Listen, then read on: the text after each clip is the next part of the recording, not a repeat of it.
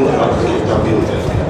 پھر جب حق میں کمزوری آنی شروع ہوتی ہے تو باطل قوت پکڑتا ہے، اور جب حق کی صرف صورت اور باتیں رہ جاتی ہیں تو پھر باطل کے اوپر پریشانی ہوتی ہے۔ یہ اللہ تعالیٰ کا نظام ہے، اور پہلے دن سے یہ چلا۔ پہلے جو ہے نا حابیل اور قابیل کا باطل تھا، پھر اس کے بعد کرتے کرتے نمرود کا باطل تھا، ساری دنیا کے اوپر چھایا ہوا تھا۔ اور نمرود یہ کہہ رہا تھا کہ جو ہے نا زندگی جو بنے گی وہ ان کمال سے چیزوں سے بنے گی۔ جن کے پاس یہ نقشے تھے ان کی زندگی بن رہی تھی، جن کے پاس یہ نقشے نہیں تھے تو وہ پریشان تھے۔ پھر اللہ تعالیٰ نے حق کو زندہ کرنے کا ارادہ فرمایا تو حضرت ابراہیم علیہ السلام نے آواز نکالی، ایک اللہ سے ہوتے اللہ کے غیر سے نہیں ہوتا، جو کچھ ہوگا وہ اللہ کی چاہنے سے ہوگا، نمرود سے کچھ نہیں ہوگا۔ اور اس آواز کو لگاتے لگاتے ان کے اوپر حالات آئے، ان حالات کے باوجود انہوں نے آواز کو لگانا چھوڑا نہیں، کرتے کرتے اس حق نے اپنی حقیقت کو حق اپنی حقیقت کو پہنچا۔ پھر اللہ تعالیٰ نے نمرود کے باطل کو ختم کر دیا۔ اسی طرح جو ہے فرعون کا باطل تھا، پورے مصر کے اوپر چھایا ہوا تھا، اور موسیٰ علیہ السلام حق لے کر آئے، انہوں نے بھی آواز لگانی شروع کی۔ جب حق اپنی حقیقت کے ساتھ وجود میں آ گیا، حاجی صاحب سناتے تھے 40 سال کی محنت ہے، 25 سال محنت کر کر بنی اسرائیل کے اندر سے فرعون کے روب کو ختم کیا، اللہ کے غیر کے تعصب کو ختم کیا۔ پھر 15 سال نماز کے ذریعے سے ان کو اللہ تعالیٰ کی خزانوں سے لینا سکھایا۔ ایسے جب حق اپنی حقیقت کے ساتھ وجود میں آ گیا تو فرعون کا جو باطل تھا وہ بھی ختم ہو گیا۔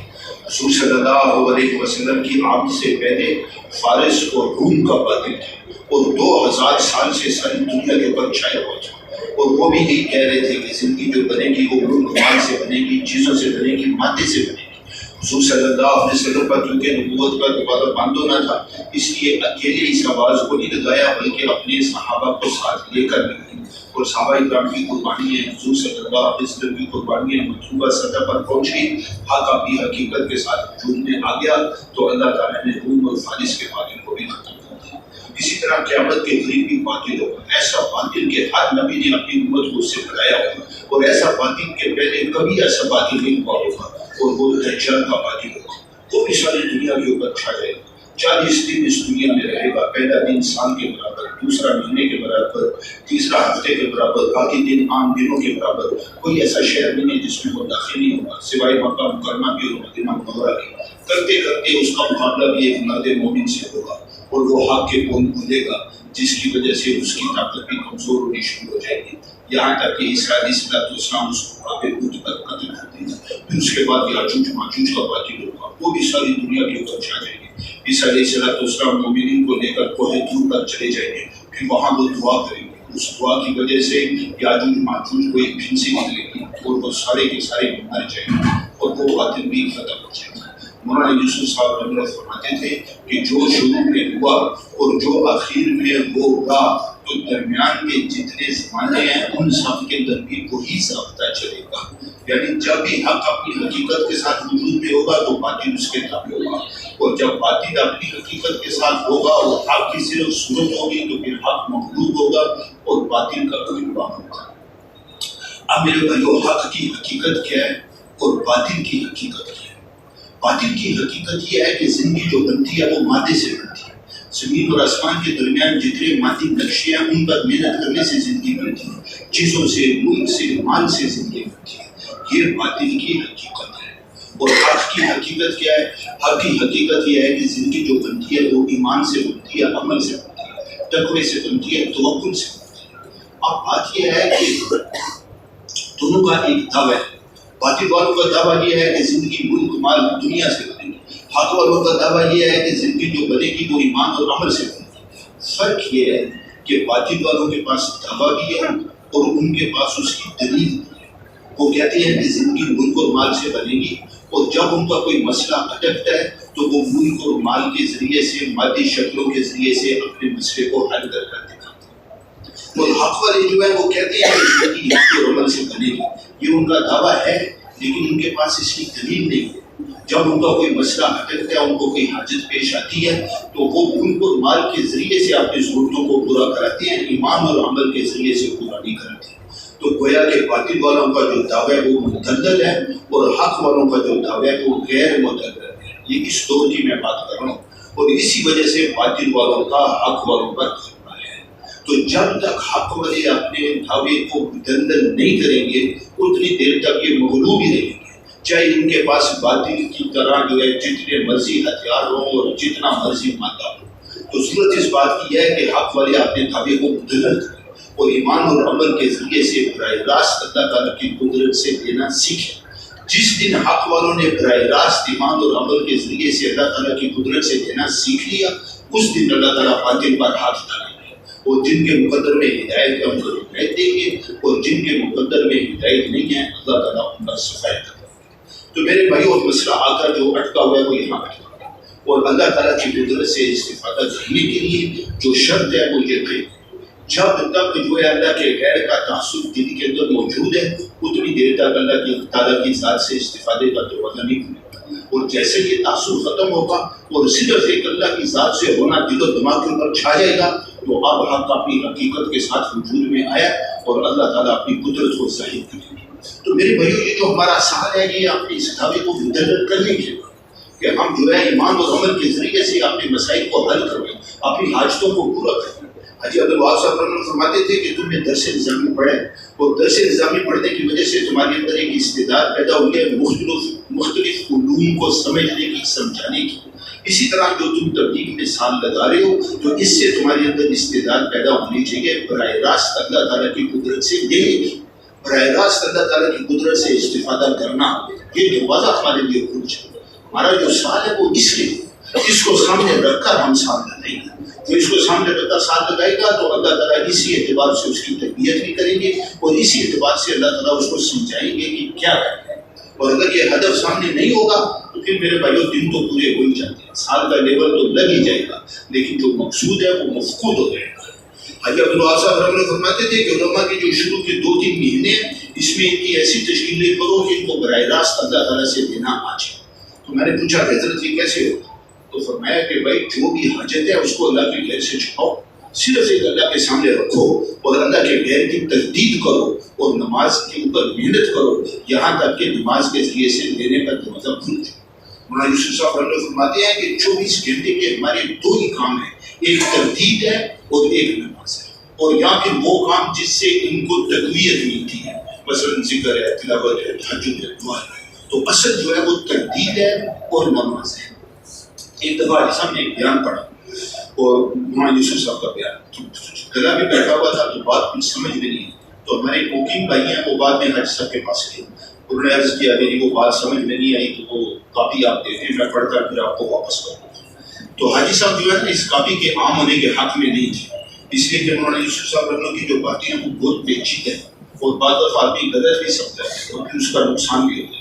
اس لیے حاجی صاحب نے جو جواب دیا نا میرے بھائیوں وہ سونے کے پانی سے لکھنے کے قابل، اور ہمارا جتنا بھی سلوک ہے نا وہ سارا کا سارا اس کے اندر چھپا ہوا۔ حاجی صاحب نے 2 باتیں ارشاد فرمائی، اگر آدمی 2 پر عمل کر لے تو مولانا یوسف صاحب کے جتنے بیانات ہیں اور ہمارا جتنا سلوک ہے اس سب کے منازل طے ہوتے ہوتے آدمی مقصود تک پہنچے۔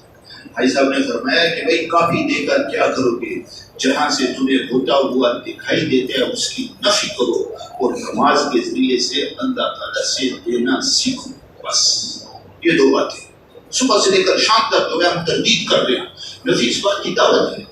بہرحال یہ یقین بنانے کے لیے آدمی کو ایک محنت کرنی پڑتی ہے، میدان ہے۔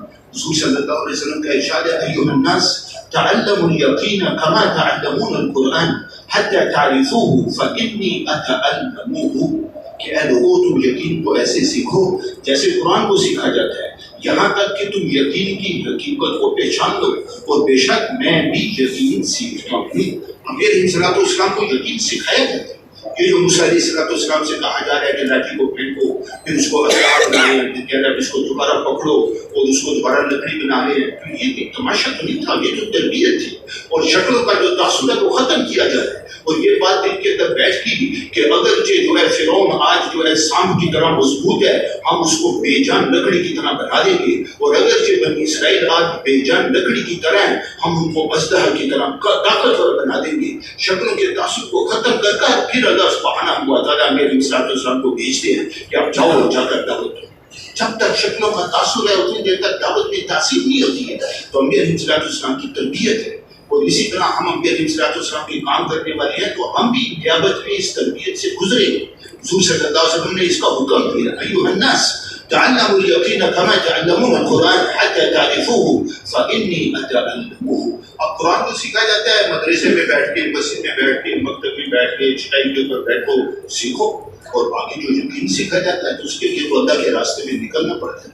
اور قرآن سیکھنے کے لیے ایک نورانی قاعدہ ہے، اس کی تختی ہے، پہلی تختی مفردات کی ہے، دوسری مرکبات کی ہے، کرتے کرتے آدمی قرآن پڑھنا سیکھ لیتا ہے۔ تو جیسے ایک نورانی قاعدہ ہے قرآن سیکھنے کے لیے، اسی طرح ایک نورانی قاعدہ ہے یقین سیکھنے کے لیے، اور یقین سیکھنے کا جو نورانی قاعدہ ہے اس کی بھی تختی ہے، لیکن یہ بیٹھ کر زمین پر پڑھا نہیں جاتا، بلکہ عملی طور پر ان مراحل سے گزرنا پڑتا ہے۔ یقین بنانے کے مراحل ہیں، جیسے ان تختیوں کے ذریعے سے آدمی قرآن پڑھنا سیکھتے ہیں، اسی طرح جب آدمی یقین بنانے کے مراحل سے گزرتا ہے تو اس کا یقین بن جاتا ہے۔ ایک دفعہ علیہ صاحب نے فرمایا کہ اللہ کے راستے میں یقین بنانے کی جو گھاٹیاں آئیں گی، جب ان گھاٹیوں کو تم قبول کرو گے تو اللہ اور اللہ کے رسول کی دی ہوئی خبروں پر تمہیں یقین نصیب ہوگا۔ تو ان گھاٹیوں سے گزرنا پڑتا ہے، ان گھاٹیوں سے گزرے بغیر جو ہے یقین بنتا نہیں ہے۔ یقین کا جو محل ہے وہ دل ہے، یقین کا جو محل ہے وہ زبان نہیں ہے۔ ایک دفعہ میں نے سنا مفتی زین العابدین صاحب رحمۃ اللہ نے ارشاد فرمایا کہ ممکن ہے کہ ایک آدمی ممبر کے اوپر بیٹھ کر 2-3 گھنٹے یقین کے اوپر اچھے دار تقریر کر دے اور اس کے پاس یقین کا ایک ذرہ بھی ہو۔ تو یقین کا جو محل ہے وہ دل ہے، زبان نہیں ہے۔ یہ جو کچھ ہم اپنی زبانوں سے کہتے ہیں یہ اس تک پہنچنے کا ایک ذریعہ ہے، یہ مقصود نہیں ہے۔ جو ہم کہتے ہیں کہ اللہ سے ہوتا ہے، اللہ کے غیر سے ہوتا ہے، یہ دل میں اترا نہیں ہوتا۔ اللہ تعالیٰ جو فیصلہ کرتے ہیں وہ دل کی کیفیت پر کرتے ہیں۔ اسی وجہ سے حضرت علی رضی اللہ تعالیٰ عنہ کا ارشاد ہے النوم من الیقین خیر من الصلاۃ للشک، کہ اگر آدمی یقین کی حالت میں سویا ہوا ہے تو یہ اس سے بہتر ہے جو شک کی حالت میں نماز پڑھ رہے ہیں۔ اب دیکھو حضور صلی اللہ علیہ وسلم درخت کے نیچے سوئے ہوئے تھے لیکن یقین کی حالت میں سوئے ہوئے تھے۔ وہ مشرک آیا، اس نے تلوار نکالی، من یمنعک منی، ایک یقین کا بول بولا اللہ، اور ادھر جو ہے نا وہ تلوار اس کے ہاتھ سے گر گئی اور حضور صلی اللہ علیہ وسلم پر کا اس پر کے اوپر قبضہ ہو گیا۔ تو یقین کے ساتھ سوئے ہوئے تھے، اس کی اللہ کی مدد آئی۔ اور ہم شک کے ساتھ نماز پڑھتے ہیں تو اللہ کی مدد نہیں آتی۔ ایک آدمی یقین کے ساتھ 2 رکعت پڑھے گا اس کا کام ہو جائے گا، ایک آدمی شک کے ساتھ 100 رکعت پڑھے گا تو اس کو ثواب تو ملے گا لیکن اس کا کام نہیں ہوگا۔ جنت کی بنے گی، قبر کے اندر جو ہے جنت کا باپ بھی بنے گا، لیکن دنیا کے اندر اللہ تعالیٰ کی غیبی نصرت کے جو ہے مشاہدے ہو جائیں، اس کے لیے میرے بھائیو شک والی نماز کام نہیں کرتی۔ اس کے لیے اطمینان ضروری ہے، دل مطمئن۔ ایسا فرماتے تھے کہ ہم نماز پڑھتے ہیں پھر دعا مانگتے ہیں اللہ سے تو ہمارا دل ایسے کام پر ہوتا ہے کہ بھائی مدد آئے گی تو کیسے آئے گی، آ جائے گی یا کل آئے گی، بس اسی کے اندر واجب مشتاق صاحب رحمۃ اللہ فرماتے تھے کہ ہم صلاۃ الحاجت پڑھتے ہیں پھر دعا مانگتے ہیں اور دعا کے اندر ہم اللہ سے کہتے ہیں یا اللہ وہ میرے جو ہے نا محلے کے اندر فلانا مالدار ہے، اس کے دل کے اندر ڈال دے وہ مجھے اتنے پیسے دے دے۔ یعنی دعا بھی مانگ رہے ہیں اور اللہ کو سکھا رہے ہیں کہ ہماری مدد کیسے کریں۔ تو اس سے میرے بھائیو جتنا بھی اللہ کا خیر ہے اس کی طرف التفات نہ ہے، اور نہ آدمی اسباب کی وجہ سے جو ہے نا اترائے اور نہ جو ہے اسباب کے نہ ہونے کی وجہ سے آدمی گھبرائے۔ جو بھی حال ہو آدمی مطمئن ہو۔ ایسا قصہ سناتے تھے مولانا عبید اللہ سندھی رحمۃ اللہ علیہ آئے تھے دہلی سے حضرت گودی رحمۃ اللہ کو ملنے کے لیے تقسیم سے پہلے۔ جب واپس جانے لگے اس وقت جو ہے لاہور سے دہلی کا کرایہ ریل گاڑی کا 5 روپے تھا، تو حضرت لاہوری نے خادم کو 10 روپے دے دیے کہ بھائی یہ تمہارا اور حضرت کا واپسی کا کرایہ ہو جائے گا۔ اب وہ وہاں سے نکلے اور جا رہے اسٹیشن کی طرف، راستے میں ایک سائل آیا اور گھر میں حاجت کا اور مشقت کا ذکر کرنے لگا اور مانگنے لگا۔ تو مولانا عبید اللہ سندھی رحمۃ اللہ نے اپنے خادم سے پوچھا کہ کچھ ہے؟ انہوں نے کہا کہ وہ 10 روپے ہیں جو حضرت نے کرائے کے لیے دیے ہیں، اس کے علاوہ کچھ بھی نہیں۔ تو مولانا عبید اللہ سندھی صاحب رحمۃ اللہ نے فرمایا کہ بھائی وہ اس کو دے دو۔ اب وہ خادم جو ہے وہ 605 میں پڑھ گیا کہ سارے دینے ہیں، اس کو یہ تھا کہ 5 دے دیتا ہوں، 5 رکھ لیتا ہوں، حضرت کا کرایہ ہو جائے گا، میں پھر کسی طریقے سے پہنچ جاؤں گا۔ تو اس نے پوچھا کہ حضرت سارے ہی دے دوں؟ تو مولانا عبید اللہ صاحب نے فرمایا کہ ہاں بھائی سارے ہی دے دو، تو سارے پیسے دے دیں۔ اب وہ خادم کہتا ہے کہ جب وہ پیسہ ہمارے پاس تھا اس وقت حضرت کا جو چلنے کا انداز تھا، اور جب ہم نے وہ پیسہ اس سائد کو دے دیا اور ہمارے پاس کوئی پیسہ نہ رہا، اس کے بعد جو حضرت کا چلنے کا انداز تھا تو اس میں ذرا بھر فرق نہیں تھا۔ جیسے اسباب کے ہوتے ہوئے اللہ پر اعتماد تھا، اسی طرح اسباب کے نہ ہوتے ہوئے بھی اللہ ہی پر اعتماد تھا۔ جا کر گاڑی کے انتظار میں اسٹیشن پر بیٹھ گئے، پیسے تو تھے نہیں کہ ٹکٹ خریدے۔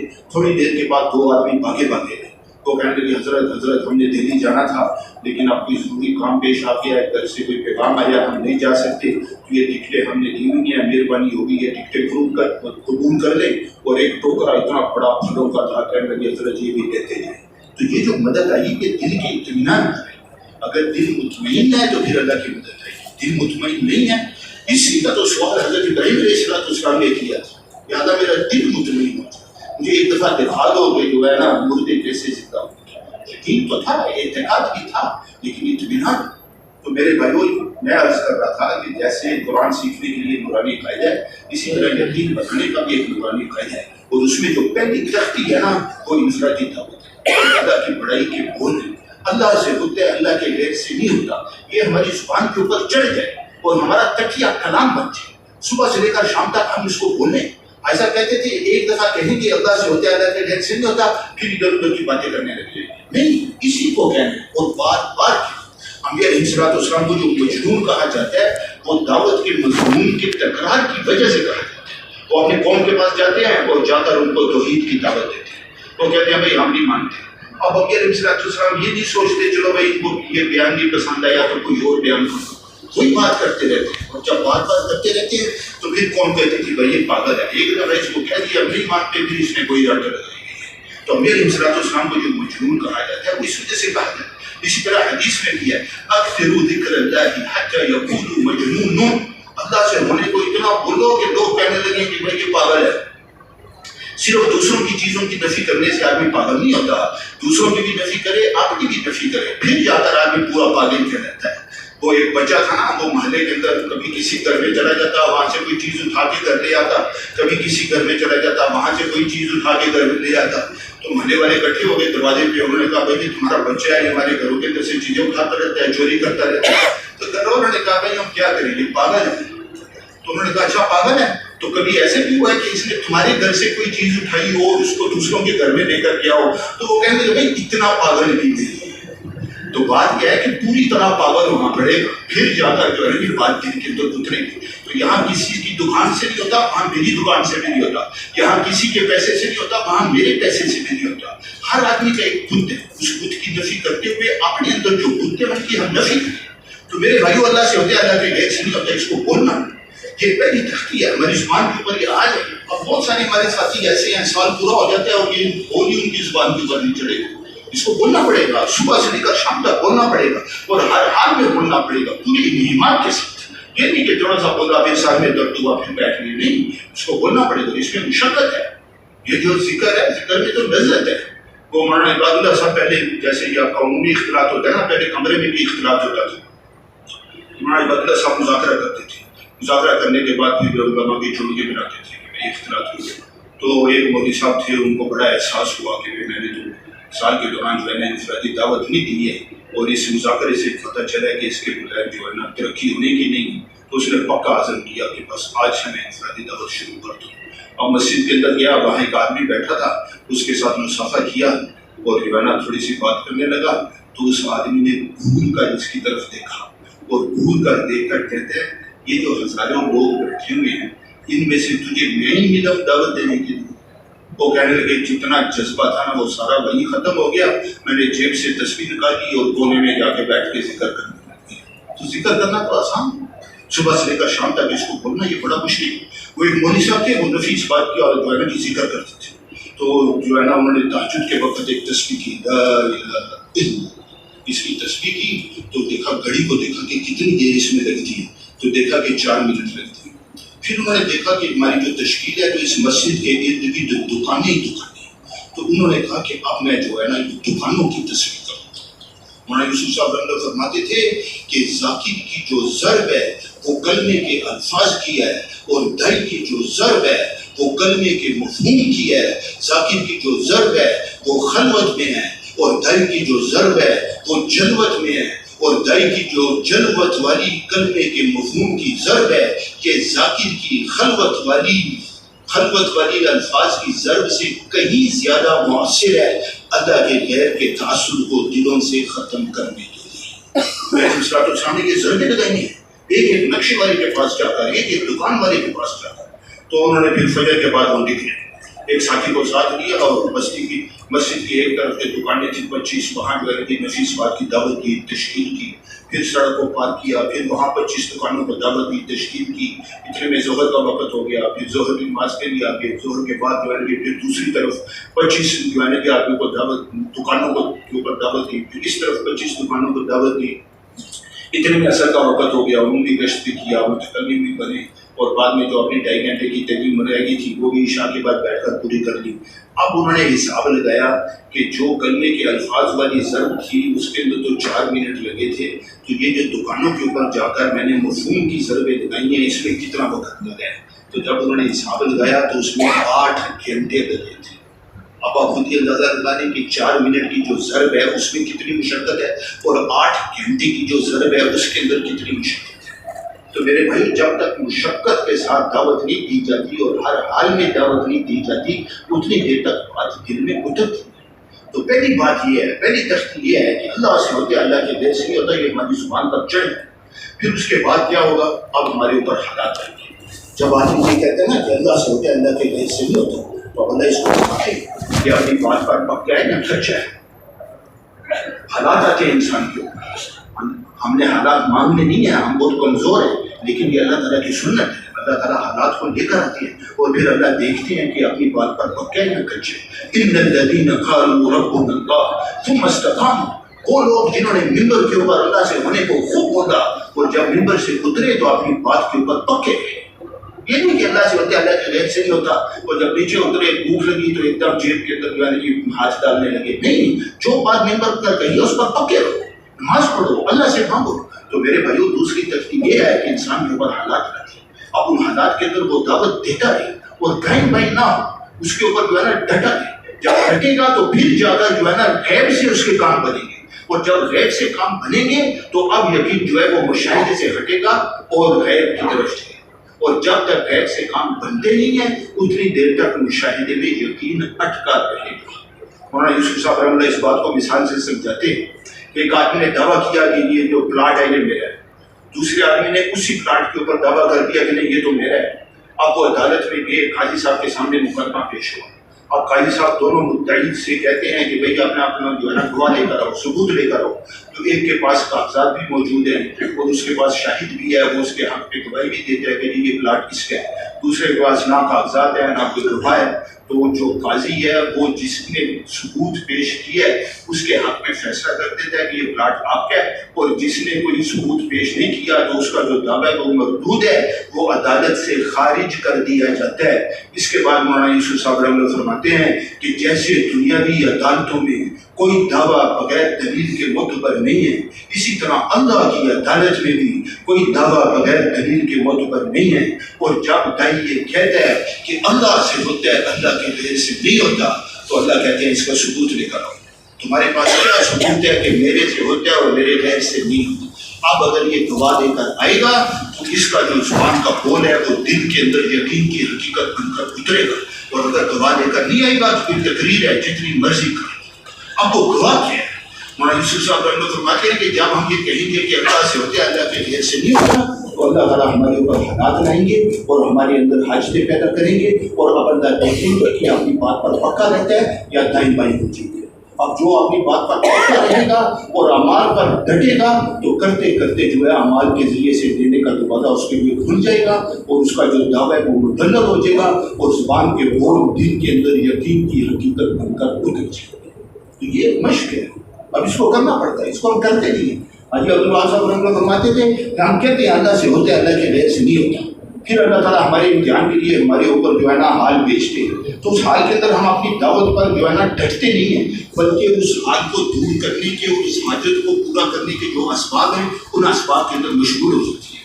اگر ہم اپنی دعوت کے اوپر ڈٹیں تو ایسا فرماتے تھے کہ اللہ اپنی قدرت سے ہمارے کام بنا لے، اور جب قدرت سے کام بنیں گے تو پھر میرے بھائیو یقین مشاہدے سے ہٹے گا، غیب پر جائے گا، ورنہ کبھی بھی نہیں جائے گا۔ اور ایک دفعہ جو ہے نا غیب سے کام ہوتا ہوا نظر آ گیا تو بس پھر یقین کی دولت مل جائے گی۔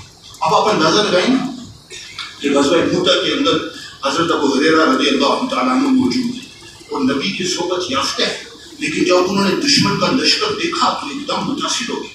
تو ثابت بن ارقم غالباً بدری صحابی، انہوں نے حضرت ابو ہریرہ کی طرف دیکھا کہ بھئی یہ تو ایسے لگ رہا ہے کہ جیسے متاثر ہو گئی۔ تو نے حضرت ابو ہریرہ سے پوچھا کہ ابو ہریرہ مجھے تو ایسے لگ رہا ہے کہ جیسے تم ان کی لشکر کو دیکھ کر متاثر ہو گئے. تو حضرت ابو ہریرہ کہنے لگے ہاں بھائی متاثر تو میں ہو گیا ہوں، دیکھو لوہا ہی لوہا چمک رہا ہے اور ہمارے پاس تو کچھ بھی نہیں.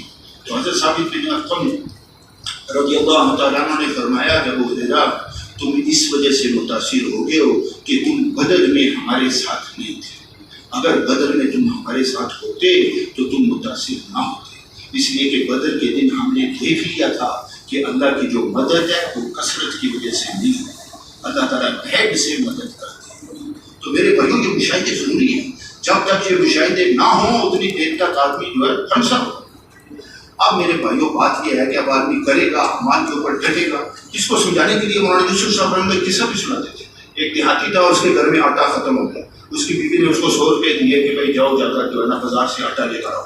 جو بازار میں پہنچا تو جمعے کا دن تھا، وہاں اذان ہو گئی. اب اس نے سوچا کہ پہلے جمعہ پڑھ لیتا ہوں، بعد میں پھر آٹا لے کر ہوگا. جمعہ پڑھنے کے لیے جس مسجد میں گیا تو وہ زیر تعمیر تھی اور امام صاحب ترغیب دے رہے تھے اور مسجد کی تعمیر کے لیے چندہ مانگ رہے تھے. کہ جو اللہ کا گھر بنائے گا اللہ اس کا جنت کے گھر محل بنا دے گا، اور جو اللہ کے راستے میں 1 روپیہ خرچ کرے گا دنیا میں 10 گنا اور آخرت میں 70 گنا ملے گا. تو دیہاتی جو تھا فضائل سن کر اس کے منہ میں پانی آ گیا. اس نے کہا یار یہ بات ٹھیک ہے، یہ جو 100 روپیہ ہے نا یہ تو امام صاحب کو دیتے ہیں مسجد کی تعمیر کے لیے، دنیا میں 1000 مل جائے گا، یعنی 10 گنا، آخرت میں 70 گنا، اور جنت میں محل بھی مفت کا مل جائے گا. تو اب وہ ترغیب کی وجہ سے ایک اثر تھا، گرمی تھی، تو انہوں نے وہ 100 روپے امام صاحب کو پکڑا دیے. اب اس کے بعد جمعہ پڑا، باہر نکلے تو اب ٹھنڈے ہو گئے، ترغیب کا جو اثر تھا وہ بھی ختم ہو گیا.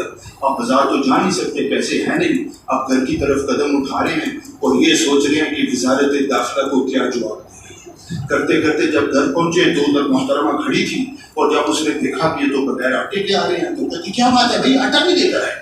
اس نے بڑی تسلی دی، بھائی گھبراؤ نہیں گھبراؤ نہیں، یہ جو بولی ہے نا یہ جھوٹ نہیں بولتے. میں نے 100 روپے جو ہے مسجد کے چندے کے لیے دے دیے ہیں اور اللہ تعالیٰ دنیا میں 1000 دیں گے، آخرت میں 70 گنا، جنت میں محل. اور بیوی کہنے لگی کہ جنت کے محل کی پڑی ہے، گھر میں کچھ کھانے کے لیے نہیں ہے، بچے رو رہے ہیں. کرتے کرتے کیا ہوا کہ گھر کے اندر جو تھوڑا بہت کھانے پینے کا سامان تھا وہ بھی سارا کا سارا ختم ہو گیا. پہلے تو صرف جیب بھی خالی تھی، اب گھر بھی خالی ہو گیا. اور دیہاتی بیچارہ سیدھا سادہ تھا، اس نے سنا تھا کہ 1000 ملیں گے. اب وہ 1000 تلاش بھی کرتا، کبھی چٹائی کے پیچھے کبھی تکیے کے پیچھے، تو اس کو جو ہے نا وہ 1000 ملا نہیں. 100 ہاتھ سے نکل گیا، 1000 ملا نہیں. اب اس پریشانی کے اندر اس کو دست لگ گئی. اور اس زمانے میں بیت الخلا گھروں میں تو ہوتے نہیں تھے، جنگل میں جاتے تھے فارغ ہونے کے لیے. اب وہ جاتا فارغ ہونے کے لیے تو پہلے صرف جیب خالی تھی، پھر گھر بھی خالی ہو گیا اور اب پیٹ بھی خالی ہو گیا. اور جو بار بار وہ گیا اور آیا تو اس کے جو گھٹنے تھے وہ جواب ہوئے. اس نے کہا بھائی اب جنگل میں جانا میرے لیے بہت مشکل ہے. تو اس نے سوچا کہ گھر کے قریب ہی کھڈا کھود لیتا ہوں، اسی میں فارغ ہوتا رہوں گا. تو کھڈا اس نے کھودا تو اس کے اندر سے ایک مٹکا نکلا. اس مٹکے کے اندر اس نے ہاتھ ڈالا تو پورے 1000 نکلے. اس نے کہا بھائی امام صاحب کی بات پکی تھی، جب آپ سال پورا کر کر واپس جائیں گے تو گھر کے قریب جا کر کھڈے کھود لینا شروع کر دینا. لائن والوں نے کہا تھا کھڈے کھودو. وہ تو جب جیب بھی خالی ہے، پیٹ بھی خالی ہے اور گھر بھی خالی ہے تو پھر کھڈے میں کچھ ملے گا، ورنہ کھڈا بھی خالی ہوگا.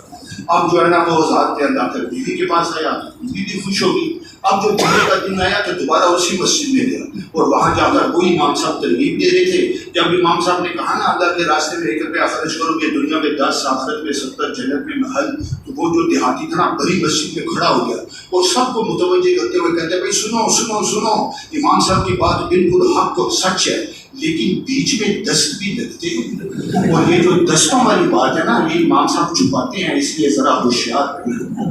بس اتنی بات ہے، تھوڑے سے دست لگیں گے پھر کام ہو جائے گا. میں نے یہ قصہ عربوں کو سنایا. عربوں کو سنانے کے بعد میں نے پوچھا یا بشیخ مستعدون انتم للاسحال، کہ تم بھی جو ہے نا دستوں کے لیے تیار ہو؟ تو وہ کہنے لگے یا عامر عند الاسحال منذ جئنا الى پاکستان، جب سے پاکستان آئے ہمیں دست بھی لگے ہوئے ہیں. مطلب ہمیں جو دست لگے گا نا وہ تو مرچوں کی وجہ سے اور زیادہ کھانے کی وجہ سے لگے ہوئے ہیں. اور مولانا یوسف صاحب جن دستوں کی بات کر رہے ہیں وہ بھوک فاقے اور پریشانی کی وجہ سے لگتے ہیں. بھارت میں جو حال آئے گا اس حال کے اندر جو ہے اپنے حال کو اللہ کے غیر سے چھپانا، کسی کے سامنے اپنی حاجت کو نہیں رکھنا. اور جمشید صاحب رحمۃ اللہ فرماتے کہ مرکز کی 4 دیواری کے اندر سب سے بڑا جرم یہ ہے کہ آدمی اپنی حاجت اللہ کے علاوہ کسی اور کے سامنے رکھے. مولانا یوسف صاحب رحمۃ اللہ فرماتے کہ تمہارے سر میں درد ہو اور تمہاری بیوی کو بھی پتہ نہ چلے کہ تمہارے سر میں درد ہے، صرف ایک اللہ کے سامنے اپنی حاجت کو رکھے. جو اس پر ڈٹے گا تو پھر اللہ تعالیٰ کو غیرت ہے کہ یہ میرے علاوہ کسی کو نہیں کہتا، اور اب اللہ تعالیٰ غیب سے اس کا کام بنائیں گے. اور جیسے غیب سے کام بن جائے گا تو یقین مشاہدے سے ہٹ جائے گا اور غیب کی طرف چڑھ جائے گا. اور جب تک غیب سے بنتا نہیں ہے مشاہدے کے اندر یقین اٹکا ہے۔ اب یہ تختی آپ نے پوری کرنی نا، تو اب اگلی تختی آ رہی ہے، وہ کیا ہے؟ وہ یہ ہے کہ جب غیب سے کام بنتے ہیں نا تو پھر آدمی اپنے آپ کو کچھ سمجھنے لگ جاتا ہے۔ مولانا سید احمد خان صاحب رحمۃ اللہ فرماتے تھے کہ جیسے مال کا تکبر ہوتا ہے تو ایسے عمل کا بھی تکبر ہوتا ہے، اور عمل کا جو تکبر ہے وہ مال کے تکبر سے کہیں زیادہ ہے۔ تو اب اس کے اندر تکبر پیدا ہونے کا احتمال ہوتا ہے کہ بھائی غیب سے کام کرتے ہیں۔ وہ ایسا کہتے تھے نا، یہ دل ہی دل میں اپنی بزرگی کی کھچڑی پکاتے رہتے ہیں کہ اس وقت میرے ساتھ خر کی عادت ہوا تھا، غیب سے کام بنا تھا، تو اولیاء کی فہرست میں تو میں اس وقت آ گیا تھا۔ اب یہ جو خر کی عادت ہوا ہے تو میرے ابدال ہونے میں کوئی شک نہیں ہے، اور اب یہ جو میرے ساتھ ہو گیا تو اب تو میں خود جو ہے نا بن گیا۔ تو یہ جو اپنی اندر ہی اندر بزرگی کی کھچڑی پکاتے رہتے ہیں نا، ایسا فرماتے تھے کہ یہ اللہ کے یہاں مردود ہوتے ہیں۔ تو یہ جو کبر ہے نا، یہ اللہ کو پسند نہیں ہے، اور اس کبر سے بچنے کے لیے ایک تو جو ہے نا اس نصرت کا کسی کے سامنے تذکرہ نہیں کرنا۔ صحابہ کرام کا دور ایسا تھا کہ اگر کوئی صلاۃ الحاجت پڑھتا تھا اور غیب سے اس کا کام نہیں بنتا تھا تو لوگ کہتے تھے یہ منافق ہے، کہ نماز پڑھتا ہے اس کا کام نہیں بنتا۔ اور ہمارا دور ایسا ہے کہ کوئی نفل پڑھتا ہے اس کا کام بن جاتا ہے تو لوگ کہتے ہیں یہ ولی ہے۔ اس لیے اس وقت اپنی نصرت کو چھپانا ضروری ہے۔ اگر نصرت کو نہیں چھپائے گا تو اس کے اندر جو ہے نا پھر لوگ اس کی طرف اشارے کریں گے، بھائی یہ ہے وہ امیر صاحب نے کہا تھا صبح 1000 روپے اکٹھے کرنے ہیں اور اس کے پاس کوئی پیسے نہیں تھے، ساری رات نفل پڑھتا رہا، اللہ سے مانگتا رہا، فجر سے پہلے جو جیب میں ہاتھ ڈالا تو وہ پیسوں سے بھری ہوئی۔ لوگ اشارے کرتے ہیں اس کے ساتھ ایسے ہوا، اس کے ساتھ ایسے ہوا، اور حدیث پاک میں آتا ہے کہ جس کی طرف انگلیوں کے ذریعے سے اشارے کیے جائیں تو اس کی ہلاکت کا وقت قریب آ گیا۔ اب اس کے اندر عجب پیدا ہو جائے گا، تکبر پیدا ہو جائے گا۔ اس لیے میرے بھائیوں، جیسے حاجت کو چھپانا ہے ایسے نصرت کو بھی چھپانا ہے۔ لوگ کہیں گے، جو نفس کہے گا کہ بھائی ان کو بتاؤ، ان کو بہت فائدہ ہوگا، ان کو تو فائدہ ہوگا لیکن تیرا بیڑا غرق ہو گیا۔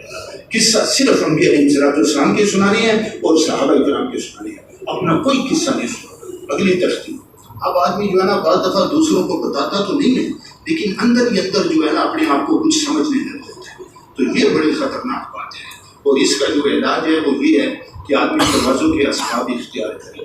مولانا احسان صاحب دامت برکاتہ کا پورا دھیان ہے توازن کے اسباب ہے، اور اس میں ایک بہت بڑا سبب جو ہے وہ اپنی ماضی کی غلطی ہے۔ اس لیے کہ آدمی کا ماضی اکثر جو ہے نا وہ داغداری ہوتی ہے، تو آدمی اپنی ماضی کی غلطیوں کو سوچے اور پھر یہ سوچے کہ بھائی یہ جو میرے ساتھ ہو رہا ہے تو یہ کرامت کے طور پر نہیں ہو رہا بلکہ ہو سکتا ہے یہ استدراج ہو۔ اس لیے کہ خر کی عادت جو ہے جہاں وہ کرامت کے طور پر ہوتا ہے وہاں وہ استدراج بھی کے طور پر بھی ہوتا ہے، تو یہ اللہ کی طرف سے نہیں ہے۔ باقی ہو سکتا ہے کسی وقت بھی اللہ تعالیٰ مجھے پکڑ لے، تو جس کو اپنے اوپر استدراج کا خوف ہوگا نا وہ تکبر کے فتنے سے بچ جائے گا، اور جس کے اندر یہ خوف نہیں ہے وہ تکبر میں مبتلا ہو جائے گا۔ یہ ابتدائی حالات ہیں، باقی اس کے بعد کرتے کرتے پھر جب آدمی کو استقامت نصیب ہو جاتی ہے تو پھر اگر وہ کسی کے سامنے ذکر بھی کرتے تو جو ہے نا اس کو اتنا نقصان نہیں ہوتا۔ لیکن